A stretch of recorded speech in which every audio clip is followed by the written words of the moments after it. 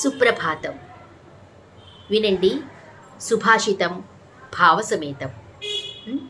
క్వచిత్ భూమౌ శయ్యా క్వచిదపి చ పర్యంకశయనం క్వచిచ్ఛాకాహారః క్వచిదపి చ శాల్యోదరరుచిః క్వచిత్ కంఠామాలి క్వచిదపి చ దివ్యాంబదరో మనస్వీ కార్యార్థి గణయతి న దుఃఖం న చ సుఖం.